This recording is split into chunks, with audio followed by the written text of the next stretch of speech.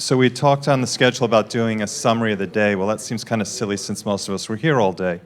But not all of us. As everybody knows, there was the hearing on the Hill, Senator Cruz's hearing today.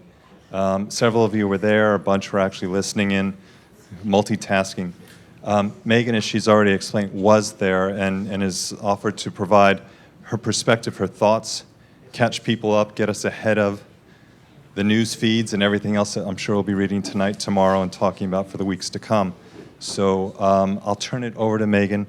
Others who were there or have listened in and have perspective, please feel free. I'll come around the roving mic as well. Let's just share and kind of take stock where we are. Seems like a good point also coming off the last panel on governance and multi-stakeholder model. So. Okay, well, I'll try not to speak too long because, first of all, it's all on tape, so the sadomasochists amongst you can go and listen to it, the whole thing. And I should preface by saying I was really only there for the first panel and only a very short part of the second panel. So the first panel was with Goran Marby, who, as you all know, is CEO of ICANN, and Larry Strickling, who's the Assistant Secretary of the NTIA in Department of Commerce. And the two main questioners at that first stage were Ted Cruz and Senator Coons. Or you probably say Coons, don't you? Anyway, in Dutch you would say Coons, but it's C-O-O-N-S, that's his name. And, well, Cruz made a lot of comments, which I'm very sorry to say were not factually based. So a whole series of things like the IANA transition will eliminate freedom of speech, will have an impact on the First Amendment, the NTIA has violated the law by using funds to assess the proposal from the CCWG and the CWG, et cetera, et cetera. So there were a whole series of issues like that were raised. And I must say Larry Strickling did a very good job of responding to those on a factual basis, clarifying the issues, making sure that it was understood. Well, it was understood. Making sure that it was clear to everyone else, at least in the meeting, that what we were talking about was the supervision of the IANA function, and that's the only thing that was being transitioned. It's not the First Amendment rights that are going anywhere else, et cetera, et cetera.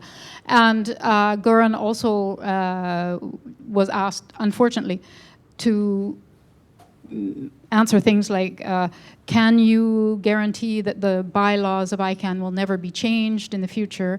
Or can you guarantee that the jurisdiction of ICANN will never move from California? So there were a series of rather unfair questions, I think. I attributed them to the style of, when did you stop beating your wife? Type question. So those were rather unfortunate. But I think that also, to give him really credit, Senator Coons did a wonderful job of bringing the discussion back to the facts, making sure that it was really well understood what was involved, what was going on, what had been done in the, and so I thought that was very, very useful. So he'd obviously been very well briefed and he knew what he was talking about. So that was really helpful. So my overall assessment from that first panel was that the pro-transition debate part one, let's say, Oxford Union debating, I would have said that the pro-transition side won. On the second panel, and as I said, I couldn't listen to the whole thing, but unfortunately there were a number of, it was sort of a more balanced set of witnesses who were called, and of course there were a whole series who said, I paid $185,000 to apply for a name and I didn't get it. And I have an internal dispute with ICANN and ICANN hasn't ruled in my favor. So there were a number of sort of, I have a personal problem with ICANN and the transition is not going to help it, which of course is quite irrelevant, unfortunately. But those are the kind of discussions that unfortunately tend to color the water. So I'm a bit concerned about what might have happened at the end of the second one. So I don't know if anyone else had a chance to listen to the second panel or if anyone wants to dispute my assessment of the first panel or add to anything else, because I was only one of a number of people in the audience. Laura, you were there for part of it as well. I have no Hello, I'm Lori Schulman. I represent the International Trademark Association, private sector interests. And I do share some of your concerns, Megan, in terms of the inaccuracies of even calling the plan an Obama plan when we know it's a community plan. I think that was one of the inaccuracies that I personally felt strongest about, being a member of the community and working as hard as we all have. In terms of the second panel, characterizing it, I've had some private disputes with ICANN, and they haven't gone in my favor, and the transition's not going to help. I do take issue with that broad of a statement. I think the people that testified, particularly Dawn Grove from Ping, the experience she had with her acquisition, the experiences with LegitScript and counterfeit medications being sold online, and what can or cannot be done within the policy remit of ICANN, arguably, there is an argument about what that policy remit is, although I am of a faction that believes there is a strong policy remit here and that there is a responsibility. I think that where there's a lot of confusion is, yes, the transition's technical, but the point that was being made is that accountability is being tied to this technical transfer. So the concern is that the accountability plans are either incomplete or not addressing issues of concern to the private sector. And even those in favor, and my organization is in favor of the transition, so we're not here to stop or delay the transition in any way. But there are concerns on that table, particularly when it comes to the accountability of the ICANN board, that I think are legitimate. And there are and I think that there are views that are up there that this is the last time to air them. I think what is unfortunate, because this hearing was held by such a polarizing legislator, is more of what the concern should be about. I think it's okay to have a healthy debate about how much accountability should be tied to the transition itself. That's fair. I think what's not fair to the community and to the process is how polarizing this has become, and that even if one were to support a reasonable delay with stopgaps because it's where it is politically, it's not tenable. Yeah, Lori, I don't dispute any of what you've said. My point was that those aspects of accountability are not going to be changed by stopping the IANA transition. The first stream of accountability aspects have been developed and finalized. We still have a whole series of work stream 2 issues which must continue, and no one has said they should stop, and they won't stop. And we as the community have to make sure they go forward. And it's not to belittle the complaints. Don't get me wrong, I wasn't suggesting that these are non-issues, but they're not relevant to the IANA transition per se, and the fact that the NTIA has a contract for IANA supervision doesn't change any of the things that those people raised. That's my point. Yeah, so that we would agree to, that the accountability must move forward no matter what happens. But unfortunately, the accountability has now been tied to the transition, right? Or fortunately. You say only work stream 1, but yes, that's true, only work stream 1, but there's a concern that if the transition doesn't happen on October 1 as planned, that there may be some members of the board who say, hey, then we're just, it's going to be, I don't, yeah. I hope not. Can I just add that point there? Steve Del Bianco made that today in the hearing.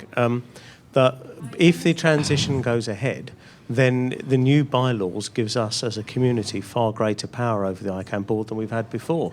We can spill them. And, I think, I don't know about you, but I don't think the ICANN board has that much longer. Well, no, now that we're going to have Becky on it, then hopefully that we're going to have a good board. But it's probably not got that much longer before it really has to fundamentally reform, or people are going to start talking about that. So I think it's a much better set of powers that will now be in place. I agree. I mean, to be honest, I'm speaking now personally, not for my association. I am strongly in favor of the transition. But the reason I am is I'm afraid that if there's any delay, that all these accountability measures that we've worked on will either stall or slow down in a way we don't want it to. We've worked too long and too hard to have the momentum for Workstream 2 stop. And I'm the sub-chair for the work group talking about the guidelines for behavior for board removal. So we're in the trenches. We're at the front line for this. Again, I'm not speaking for my association. I'm speaking for myself as a longtime member of the community.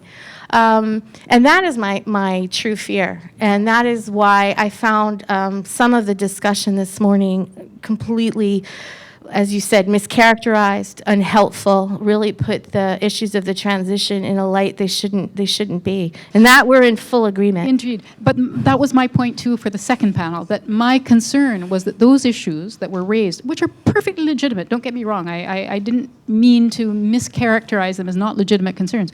Who loves ICANN? Everyone has a complaint about ICANN, no question.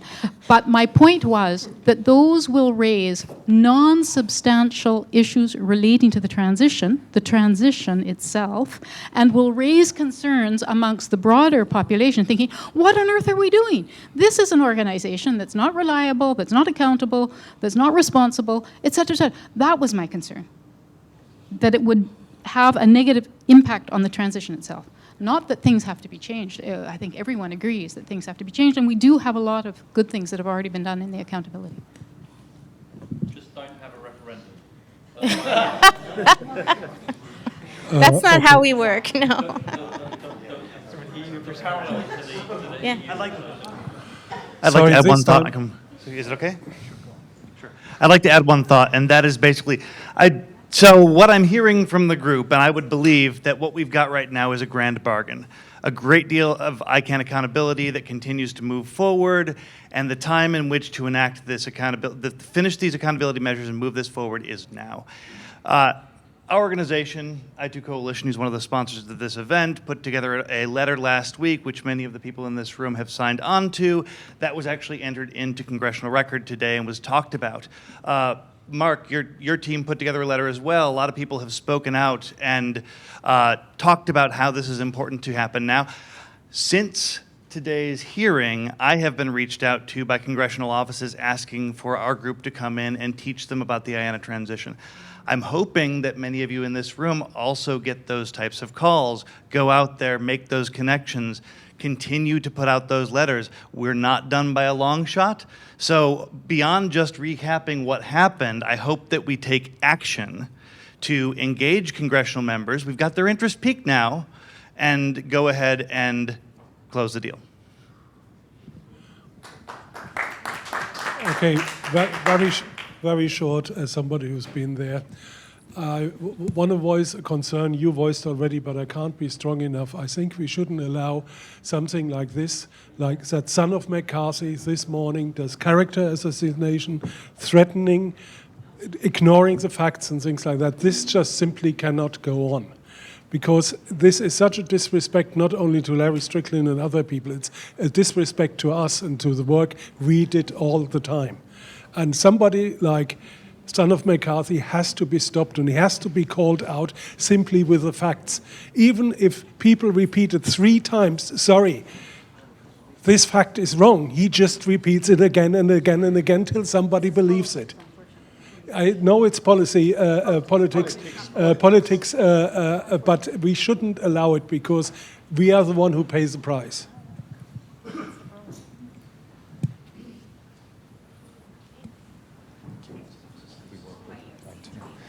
All right, so on that happy note, thank you, Megan. Thank you, everybody who was there. It just seemed very timely to have some discussion. Of course, as everything sinks in and there's counterpoints made and whatnot, I'm sure we'll be reading and debating a lot more about the issue. It's almost top of the hour. I know that there's transportation for some, so we need to end on time. Tomorrow, similar start to the day. We will have coffee and light fare available starting at 8 o'clock. We will begin at 9.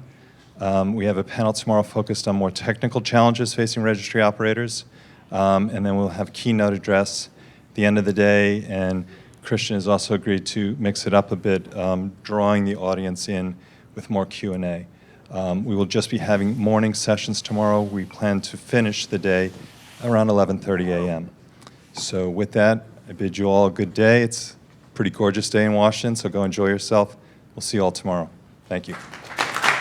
you.